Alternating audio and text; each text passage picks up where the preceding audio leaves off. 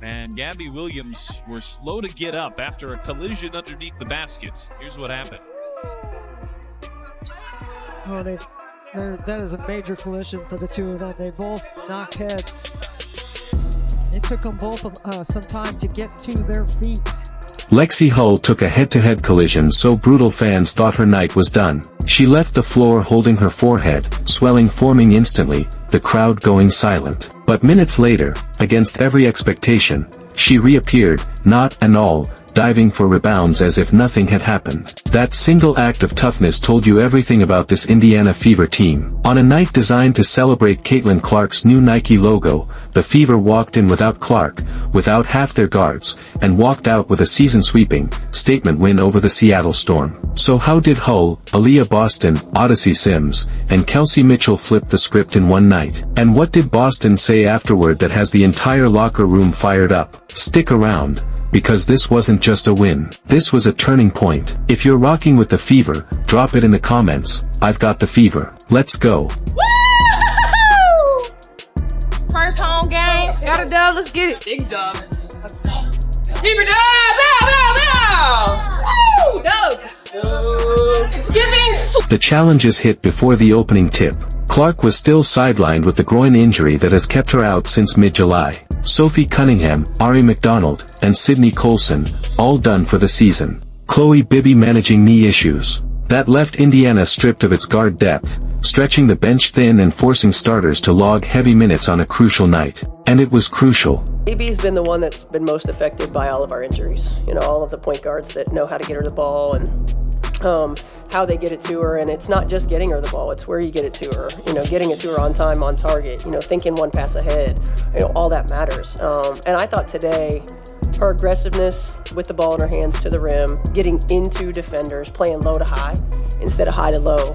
When she plays like that, you know, there's nobody that can stop her, and, you know, she set the tone for us, really on both ends. You know, she had the NECA assignment as well and set the tone for us on both ends, and, you know, she was terrific. The Fever had lost 4 of their last 5, sliding back toward the playoff bubble. At 19-18, they held the 8th and final spot. Seattle sat 2 rungs higher in 6th. 1 game separated them. The margin for error, non-existent. Aaliyah, this is a string of games, beginning of a string of games against the teams you're competing for a playoff spot against.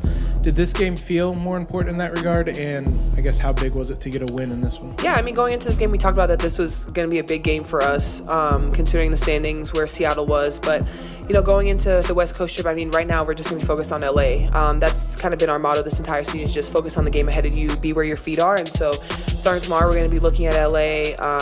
But I mean, this next string of games definitely important for us, but we got to take it one game at a time. Inside Gamebridge Fieldhouse, though, you wouldn't have known the pressure. Nike had turned the building into a Caitlin Clark showcase.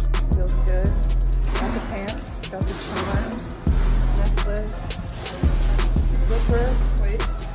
zipper, everything. Her new logo was everywhere, on banners, on free t-shirts, on photo backdrops fans lined up to pose against. But the irony stung. Clark herself sat in warm-ups on the sideline, unable to play. The face of the league's next generation, celebrated everywhere, while her teammates had to fight just to keep the playoff dream alive. And Gabby Williams were slow to get up after a collision underneath the basket. Here's what happened. Oh, that is a major collision for the two of them. They both knocked heads. It took them both some time to get to their feet.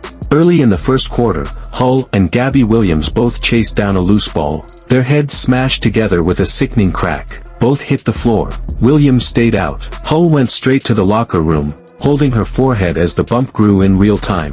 The arena fell silent. With so many already injured, losing Hull, Indiana's defensive workhorse, hustle engine, and perimeter connector, felt like the breaking point. Fans assumed her night was done. Happened on that play? Well, I didn't know exactly what happened when it happened. It was kind of just like a clash. But looking at the video, it just, you know, Gabby and I ran into each other. Unfortunate, unlucky. I think we both have knots on our heads, so we both kept playing, so it's all right. Were you pretty dazed when you... Yeah, I think it's more of like what just happened, big like collision. I just need some time. Felt my face, felt a growing knot. So that doesn't feel. Getting back on the bench, was everybody just kind of staring at your forehead directly? And... I knew yeah. Everyone's like, you look beautiful. I'm like, I know I look insane, but it honestly looks better now than it did when it first happened. So hopefully this goes down quick. Did you glance up at the video board to like see it? Like, did you get to look at it? No, I could see it looking out. Like I could see it just from my own eyes. So I didn't need to look anywhere. I knew it was gonna be big. No way. So it's in your peripheral vision? Yes. It was literally like sticking out. I mean, it's still big right here, but it was bigger and I could see it. So they brought it down a little. Your teammates, your coach, the GM, everybody's just kind of talking about your toughness, I guess. So there's not really a good way to ask that question, but if you could just talk to me about that toughness and where that comes from. I mean, if I can play, if I feel like I can play, you know, whether or not I look good or not isn't the problem. So, yeah, I think for me, it's just the team is the most important thing, getting wins the most important thing, and if I can contribute in any way I can, that's what I'm going to do. So if it's playing a little injured, playing a little hurt, that is what it is. But minutes later, she stunned everyone. Her first possession back, diving on the floor for another 50-50th ball. The crowd exploded. Hull checked back in, swelling obvious, but intensity untouched. Her decision to keep playing changed the energy of the game. Boston later called her the definition of tough. Yeah, I mean, that was disgusting. I don't know if y'all saw it, but I mean, it's who she is. You know, she's just a tough young woman who battles every possession, and you know, you can never tell if she's hurt, if she's injured, if she goes down, if she gets back up. She just always has the same expression, and she just plays her butt off. And you know, I'm thankful that it wasn't worse. And thankful that she was able to come back. But she really kind of epitomizes the toughness and the grit of this team. Coach Stephanie White called her unshakable. It was the spark that lit everything. What looked like disaster turned into inspiration. Hull finished with 9 rebounds and a team best plus 31 plus-minus. But the numbers don't capture it. Bouncing. Boston can't finish inside, but able to tap it back out. Hull tracks it down and steps into a 3 and connects.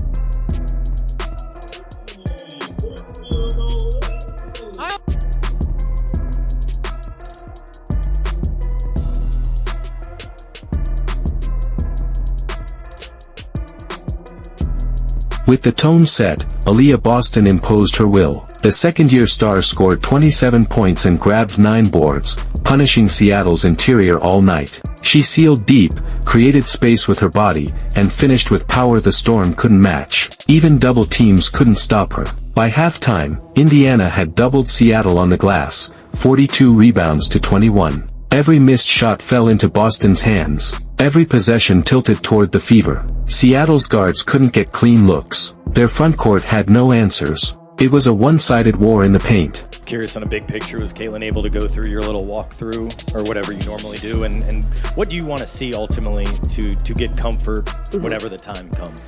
Yeah, she went through our walkthrough yesterday. Today it was very short, you know, prior to game time, but she went through it yesterday, and I want to see her in practice, you know, live in practice. I want to see her continue to work to not just build endurance, but to be able to handle contact 94 feet as it's going to be in game, and to be able to do that and sustain from an endurance standpoint. And that's going to take multiple practices to make sure that there's no regression. And you know, as most of us know, when we get fatigued, we look different, and see how she plays through fatigue. The Fever's win over Seattle proved more than toughness. It proved identity. They showed they can win without their superstar, and that matters. Because Caitlin Clark is almost back. Step by step, she's cleared hurdles, shooting solo, then light contact, now full practice. The next step is game action, and when she returns, Indiana will no longer be a team clinging to postseason hopes. They'll be a team no one wants to face. Lexie Hull's toughness, Boston's dominance, Sims' fire,